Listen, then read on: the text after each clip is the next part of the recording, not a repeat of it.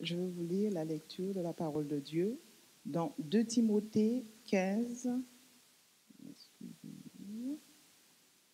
dans 2 Timothée 3, versets 15 et 16.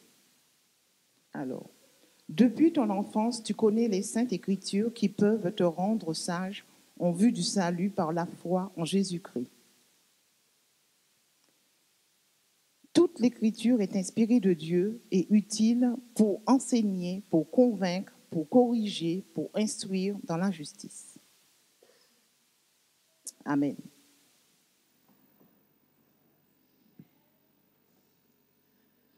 Chers frères et sœurs, je voudrais renouveler mes vœux de bienvenue à vous tous et vous souhaiter un excellent sabbat, à vous qui êtes ici présents, mais aussi à ceux qui nous suivent sur le net. Bon sabbat. Avant de commencer, j'aimerais vous poser une devinette. Quel est le livre best-seller des best-sellers? Le plus important, laissez-moi finir quand même de poser la question, le plus influent, mais en même temps, le plus dénigré et le plus controversé de tous les temps. Vous avez donné la réponse bien avant, c'est bien sûr la Bible.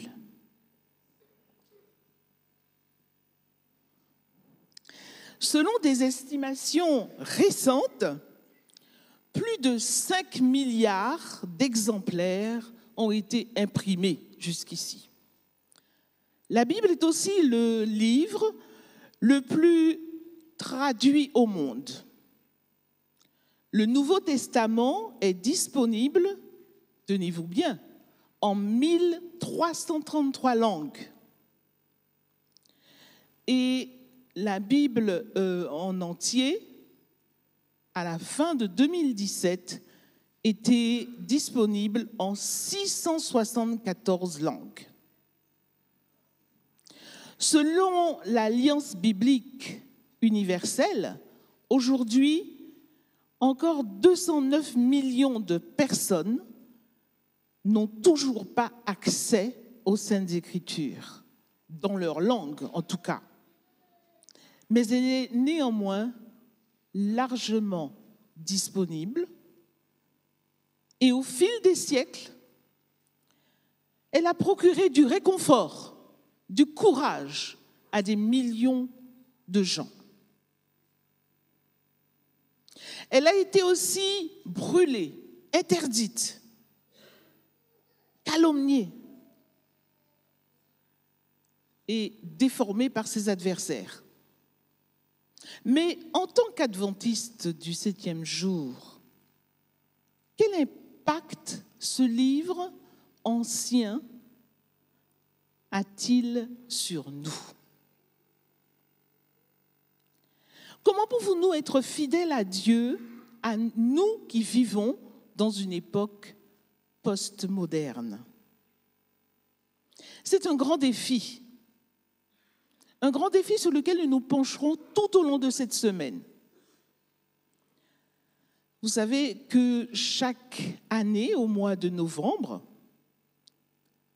les adventistes du monde entier vivent une semaine de prière qui s'inscrit parfaitement d'ailleurs dans le plan élaboré par la Fédération France-Nord pour la préparation de la campagne d'évangélisation intitulée Espérance 2019.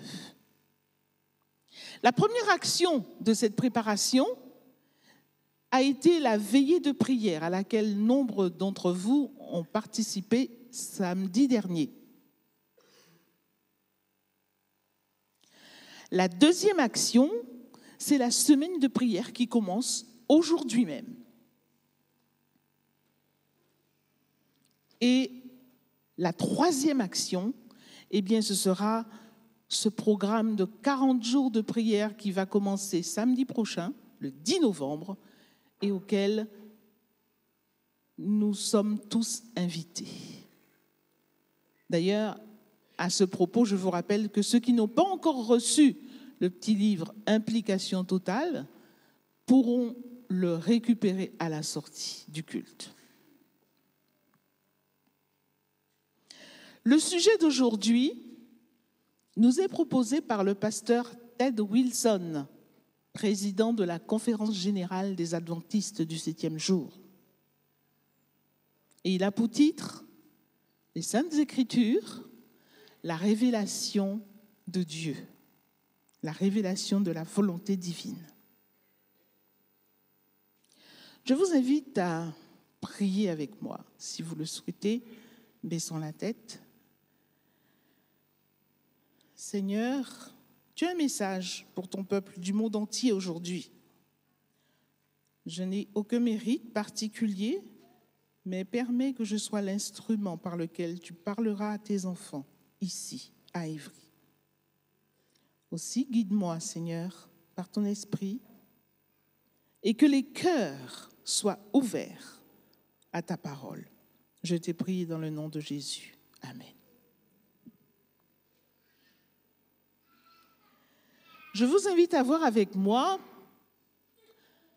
comment la puissance des Écritures s'est manifestée à travers l'expérience de quelques hommes.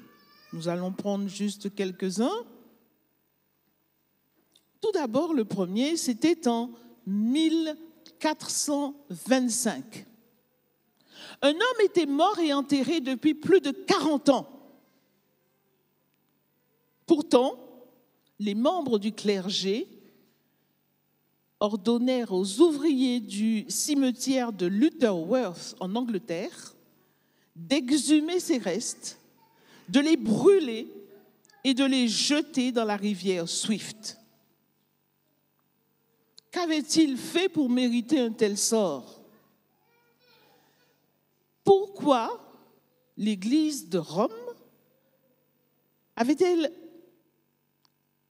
voulu ainsi se débarrasser des restes de cet homme? Parce que tout simplement, John Wycliffe, prêtre érudit d'Oxford, hautement estimé, avait osé proclamer la vérité et dire que la Bible devait être écrite et dévoilée dans la langue du peuple. On le surnomme d'ailleurs l'étoile du matin de la Réforme, parce que un siècle avant la naissance de Martin Luther, il s'était écrié « Confiez-vous entièrement en Christ ». Gardez-vous de chercher à être justifié par tout autre moyen que par sa justice. Wycliffe connaissait les Saintes Écritures. Il connaissait la puissance des Saintes Écritures. Il était déterminé à procurer la Bible au peuple dans sa propre langue. Et savez-vous ce qu'il disait? Il disait « Moïse a entendu la loi de Dieu dans sa propre langue. Les apôtres l'ont entendu dans leur propre langue. Et il n'y a pas de raison que les Anglais ne l'entendent pas également dans leur propre langue. » Ainsi, ses opposants eurent beau exhumer ces restes, les brûler et les jeter dans l'eau, que, eh bien, ils n'ont pas pu brûler la parole de Dieu. Et ils n'ont pas pu non plus brûler la vérité, ni brûler le fruit de son succès, lesquels d'ailleurs subsistent encore aujourd'hui, puisque nous connaissons maintenant la Bible dans notre propre langue. Un autre homme, Tyndale, brillant érudit d'Oxford, lui aussi, Oxford et Cambridge.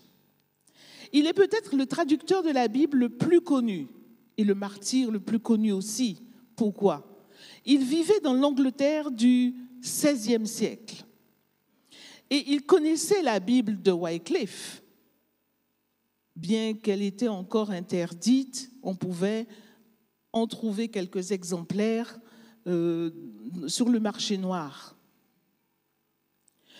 Et devant l'essor de l'imprimerie au milieu des années 1500, Tyndale entreprit une mise à jour de la traduction anglaise, laquelle serait plus accessible au plus grand nombre de gens.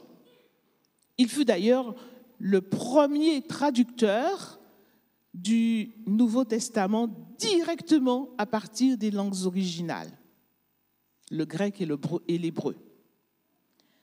En outre l'anglais, sa langue maternelle, Tyndale parlait l'hébreu, le grec, le latin, l'espagnol et le français.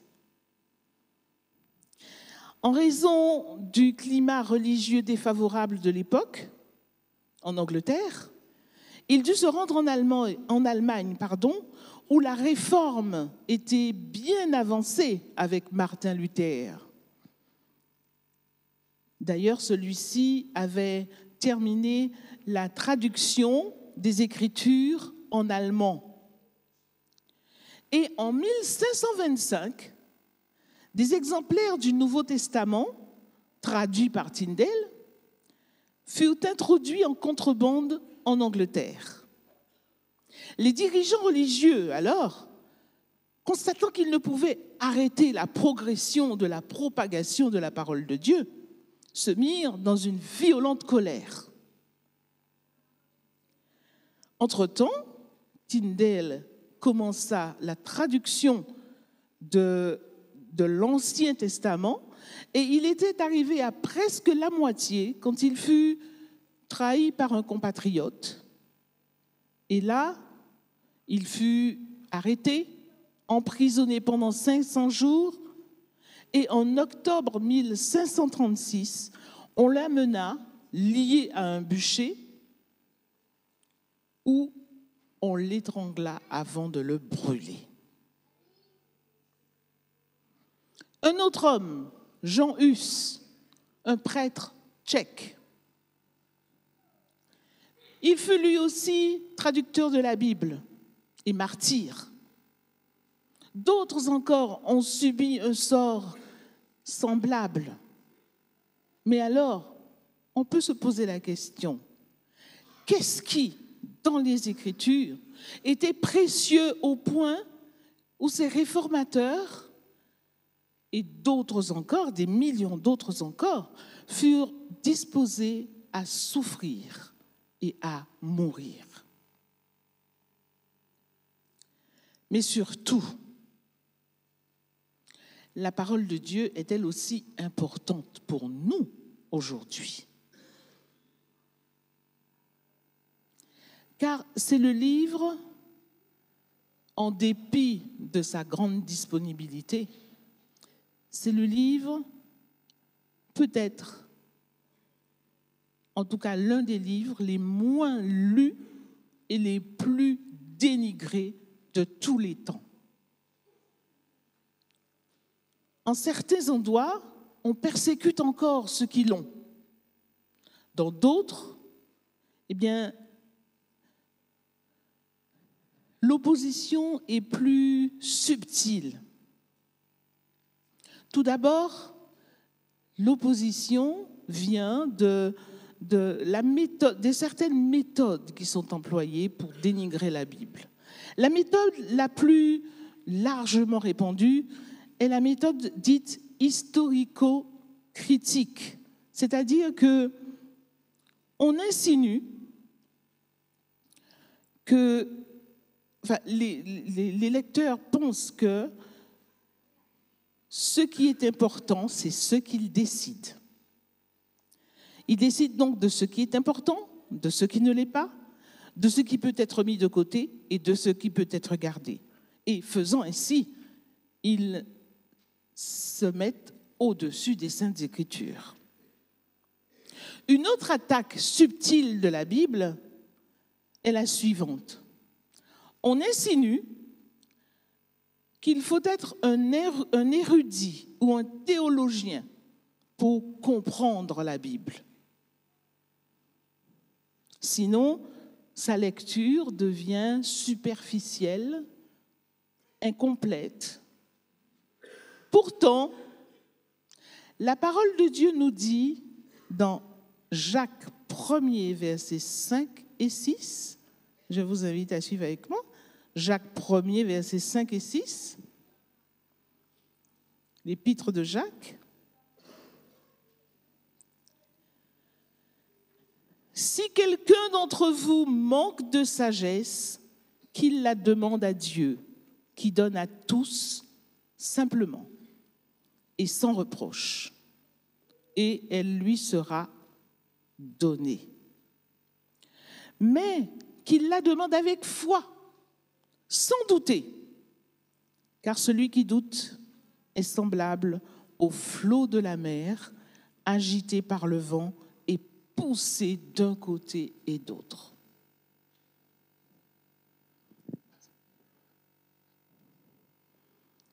Mais voyons pourquoi les Écritures sont-elles si importantes. Il y a plusieurs raisons, mais nous en développerons 4. Tout d'abord, la Bible révèle Dieu. Ensuite, c'est la vérité. En plus, les Écritures sont enrichissantes. Et enfin, elles sont notre sauvegarde. Alors tout d'abord, la Bible révèle Dieu. Jésus nous dit, ou plutôt c'est Jean qui nous dit au chapitre 1er et verset 1er de Jean 1er verset 1, au commencement était la parole. Et la parole était avec Dieu, et la parole était Dieu. La parole de Dieu nous permet de découvrir Dieu. Elle montre comment Dieu s'occupe du problème de l'humanité, du problème du péché, et à quel point Dieu aspire à nous réconcilier avec lui-même. La parole de Dieu révèle son amour pour nous, sa puissance créatrice, sa miséricorde, sa justice et ses plans pour notre salut. Car, et c'est le prophète Amos qui le déclare dans Amos 3, verset 7, car le Seigneur l'Éternel ne fait rien sans en avertir ou sans avoir révélé son secret à ses serviteurs, les prophètes. Et vous savez que notre première croyance fondamentale, à nous adventistes du 7e jour, c'est les Saintes Écritures, l'Ancien et le Nouveau Testament, sont la parole de Dieu écrite. Et c'est pour cela que l'apôtre Pierre nous dit dans 2 Pierre 1er, verset 21, c'est poussé par le Saint-Esprit que des hommes ont parlé de la part de Dieu. Ainsi, les Saintes Écritures constituent la révélation infaillible de la volonté de Dieu. Elles sont le fondement souverain des Écritures et le récit digne de confiance des interventions de Dieu dans l'histoire de l'humanité. Une autre raison pour laquelle la Bible est importante, c'est que la parole de Dieu est la vérité. Jésus nous dit dans Jean 14, verset 6, « Je suis le chemin, la vérité et la vie. » Et dans sa prière d'intercession de Jean 17, il dit bien « Sanctifie-les par ta vérité, ta parole est la vérité. » Lorsque Jésus fut confronté aux chefs religieux de son époque, qui étaient en colère contre lui parce qu'il se faisait appelé Fils de Dieu, eh bien Jésus se référa à l'autorité des Écritures. Et le Père qui m'a envoyé a rendu lui-même témoignage de moi, déclare Jésus. Autrement dit, les Écritures révèlent la relation de Dieu avec les êtres humains. Les Écritures donnent en plus un aperçu du caractère et de la nature de Dieu. Troisième raison pour laquelle les Écritures sont importantes, c'est qu'elles sont enrichissantes. Savez-vous que la Bible est le livre d'histoire le plus ancien et le plus complet que les hommes possèdent? Ainsi, à travers les âges, la main de Dieu a préservé sa pureté. Et la parole de Dieu éclaire le passé lointain des hommes. Et c'est uniquement la parole de Dieu, par elle, que nous pouvons contempler la puissance qui a posé les fondements de la terre et qui a déployé les cieux.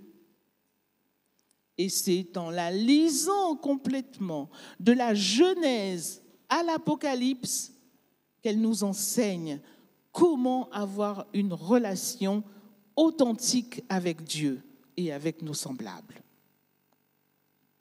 Ainsi, elle nous donne de puissantes promesses pour que nous puissions mener une vie spirituelle enrichissante et cohérente. Alors, pourquoi ne pas prendre la Bible telle qu'elle est et demander à Dieu la sagesse pour la comprendre, puisque Dieu peut nous donner la sagesse si nous la lui demandons? Et pourquoi ne pas accepter la lumière dont elle veut nous éclairer?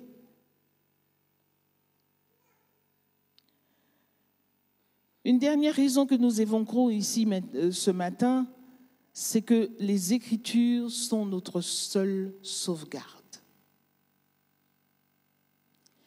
L'enseignement et la prédication de Jésus, en effet, lorsqu'il était sur terre, avaient pour thème la parole de Dieu et le royaume de Dieu. Aujourd'hui, comme hier, nombreux sont les prétendus ministres de l'Évangile qui n'acceptent pas toute la Bible comme parole inspirée. Et ils s'accordent pour mettre leur jugement au-dessus des Écritures. Le message qu'ils enseignent alors ne repose sur aucun fondement biblique, mais que sur leur propre autorité. Et ceux qui les écoutent sont dans la confusion, parce qu'ils ne savent pas qui croire. Or, Christ attire l'attention sur l'autorité absolue des Écritures. La Bible doit être présentée comme la parole de Dieu, comme le point final de toute controverse et comme le fondement de toute croyance. La Bible est au-dessus de tout ce que nous pouvons dire ou penser.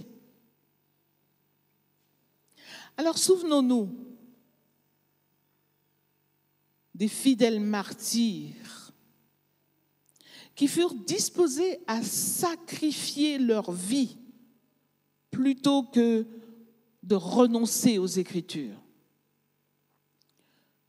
Ne pensez-vous pas qu'il nous appartient aujourd'hui de chérir et d'enseigner et surtout de prêcher la parole vivante et puissante de Dieu jusqu'à son retour.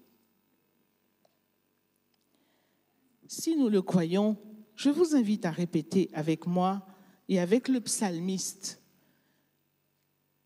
dans ce qu'il dit dans Psaume 119, verset 11. Je serre ta parole dans mon cœur afin de ne pas pécher contre toi. J'aimerais que ce soit vraiment un engagement personnel. Je vous invite à vous lever et à le dire encore une fois, tous ensemble.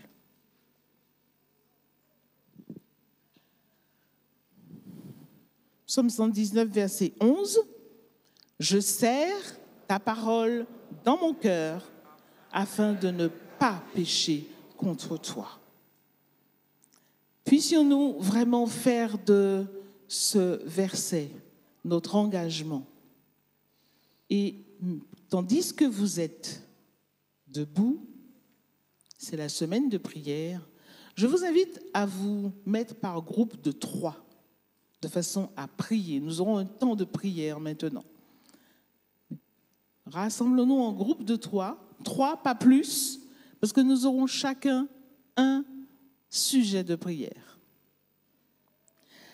Le premier sujet sera de prier pour que nous puissions accorder plus d'importance à la Bible et surtout à son étude. La première personne priera pour cela.